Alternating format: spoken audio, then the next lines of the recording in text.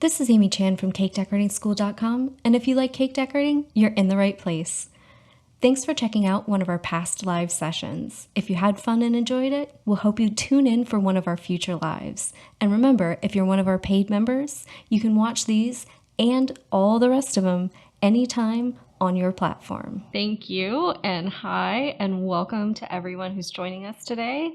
We are going to be making this basket weave topped cupcake, and I did a cute little piped daffodil to place on top as well. So we'll be using our flower nail again, which we did a couple of weeks ago, and we'll be using the basket weave tip, which I feel like is kind of underutilized, but is having a little bit of a Pinterest moment right now, which I really love. And it's a little easier to do piped flat on the surface of a cupcake than it is on the side of the cake. So this is a good way to practice using that tip and get some practical practice before you try it on the side of a cake. So I'm just going to really quickly go over the tips that we're going to be using today. The first one is the number 47. So that is our basket weave tip, right? You can see it's a flat opening. This particular one is flat on one side, right? Nice and smooth, and it has tines on the other. So little kind of spikes like you would see on a star tip.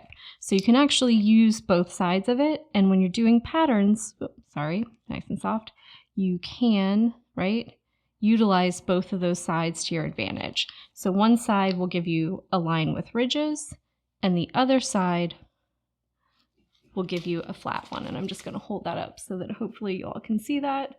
I was trying to make the color dark enough so that you could see the little ridges in it versus the smooth one, which is the other side.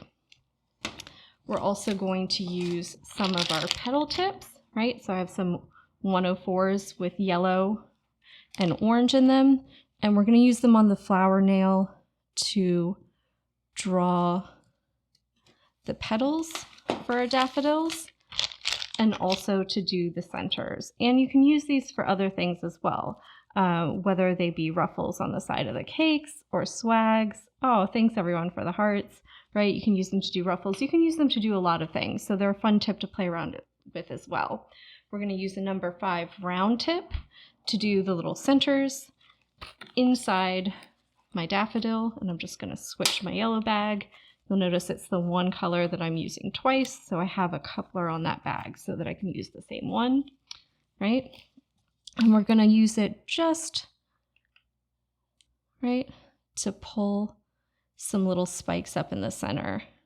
Not necessarily realistic in terms of what the center of a daffodil looks like, but it helps to give the whole flower some structure and some stability. And then we're going to use our number 352, right, our leaf tip, and we're going to make some leaves. And I like anything like this with just a hit of green. Gives it a little contrast, adds another color, right? Makes things stand out. So I'll put these to the side, and if anyone wants to see these again or has specific questions about any of the techniques for these later, just let us know when we get to the end and I can repeat and show you those. And I'm going to pull over, if I can get to it, hold on one moment, a piece of parchment paper to start a basket weave on.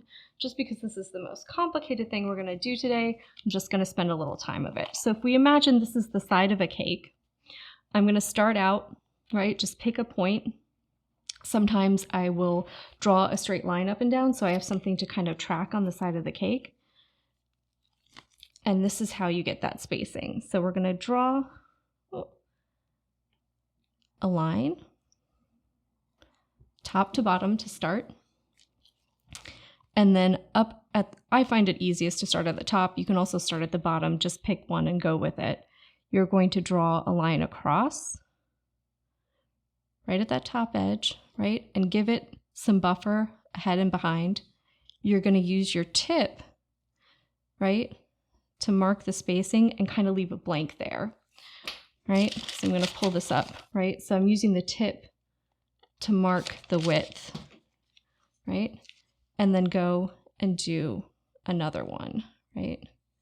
So you get these nice little gaps that are the right size as you start doing your basket weave. So I'll go all the way down the surface and continue to mark in between,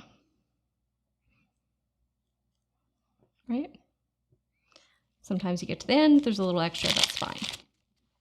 The next thing to do is to draw another, right, vertical line over the ends of our horizontal ones. So I'm going to start with just about a tip's width between. And you can do these tighter or looser, right? So the closer together you do your vertical lines, the tighter the pattern will be. The further apart you do them, the looser it'll be.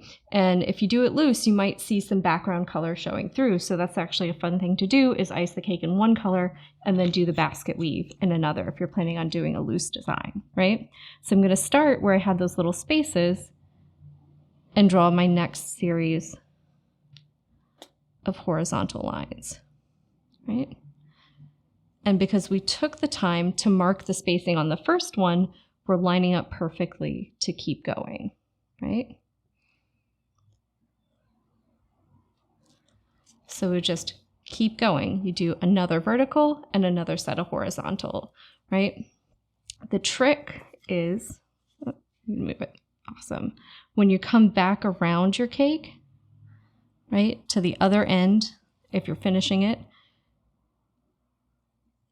you just fill in those gaps on the other side, right?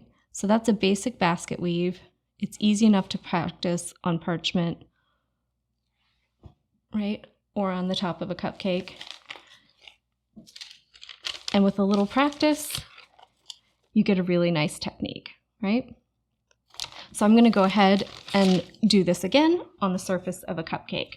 So for a cupcake, I'm just going to start with my vertical line right here in the middle, work across in the middle, do one side, and then probably flip it over and do the other. And it'll be easy to fill it in, right? So just make sure I'm holding the right side up.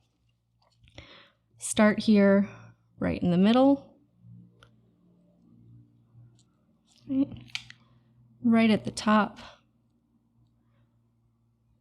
Go across, mark my gap. After each of my lines, right? And I'm going to do it kind of nice and tight on these, just because it's a cupcake and I want to make sure I get full coverage, right? So I'm going to go in those little gaps, go over again,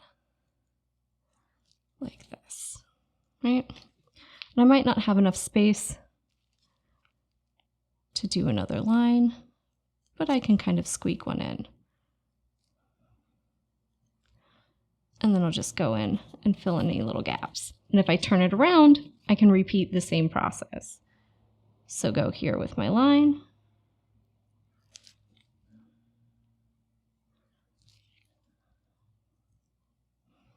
Go across.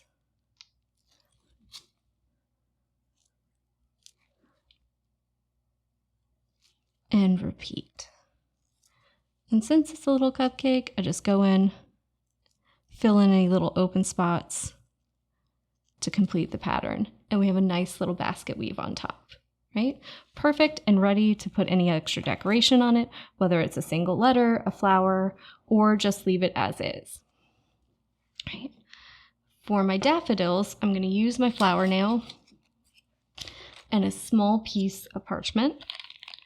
I'm going to switch my yellow bag back to my 104 and we'll get started. And it'll be hard to see on the live, but you can see some flower nails come pre-marked and this one has 5 sections on it. Makes it a little easier if you're just getting started and you're trying to do flowers with uneven numbers of petals, because it helps you divide up that physical space. And so I'll be able to see it through the parchment paper, but you all might not because it'll be a little light coming through. But you'll be able to see it when you're working on it at home, right? And so I'm going to start with the fat end of that 104 right at the center here, the nice skinny edge out, and that's what's going to draw the edge of my petals, right? So I pipe, right, twist, and pull back, right? And I'm not so concerned if they overlap each other, right? That gives it a nice effect. Usually I'll make some of them overlap and some of them just lie next to each other, and gives me a nice full surface and pretty petals. And you can see they're just a little bit cupped on the edges. I'm going to put that down in my little block. Switch back to my number 5 tip and grab my orange. And I find it's easiest, right, to take this and do almost like I'm doing a center of a rose, a single spin for a closed petal. That gives me a base to build up that fluted cup on. And then I'll go ahead and just pipe probably 3 little spikes in the middle so they're kind of stamens. And this builds up something for that orange to attach to when you're doing the fluted sides, right? And gives it just a little bit of structure. So I'm just going to come here right next to that yellow and just do a nice soft wave up and down, right?